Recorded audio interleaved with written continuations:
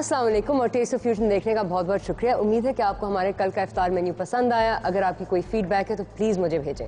आज का सवाल है कि सलोनी बूटी को अंग्रेज़ी में क्या कहते हैं। मैं रिपीट कर देती हूँ, सलोनी बूटी को अंग्रेज़ी में क्या कहते हैं। इसका जवाब बज़रिया SMS भेजें और एक खूबसूरत गिफ्ट हैम्पर जीतें।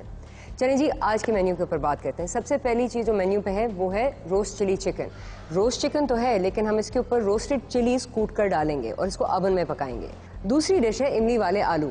हम आलू को पकाएंगे, उसमें इमली का पानी डालेंगे और ऊपर से मैं थोड़ा सा समोसा पट्टी फ्राई करके उसके ऊपर तोड़ूंगी। ये बहुत मज़े की डिश है और सब लोगों को बहुत पसंद आती है।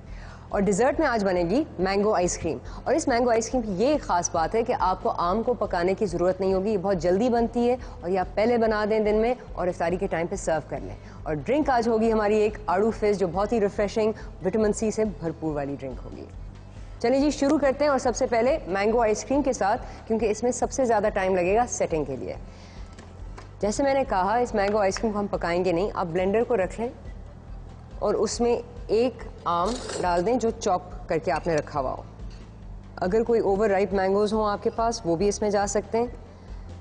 आप मैंगो की चटनी भी बना सकते हैं, लेकिन ये आइसक्रीम अगर आप बनाएंगे, ये सब लोगों को बहुत पसंद है और ख़ासकर बच्चों को।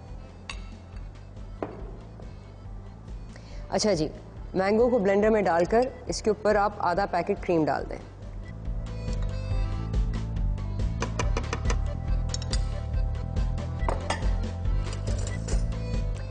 क्रीम में फिर आप 3 टेबलस्पून कंडेंस्ड मिल्क के डालेंगे। अगर आप चाहें तो कंडेंस्ड मिल्क के अलावा एक शीरा बनाकर भी आप इसमें मिक्स कर सकते हैं।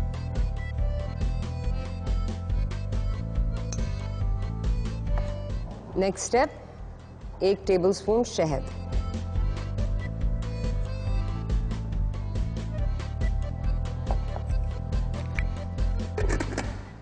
फिर इन चीज़ों को अच्छी तरह आप ब्लेंड कर लें।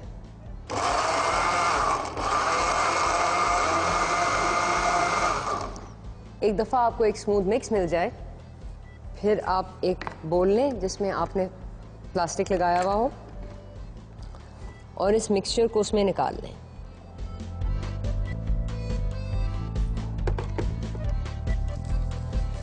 प्लास्टिक को थोड़ा सा लूज कर दें कि मिक्सचर अच्छी तरह बैठ जाए। फिर क्या जी, इसको फ्रीज़र में लगा दें और इफ्तारी के टाइम पे मज़े से सर्व कर दें। अब हम बनाते हैं रोस्ट चिली चिकन।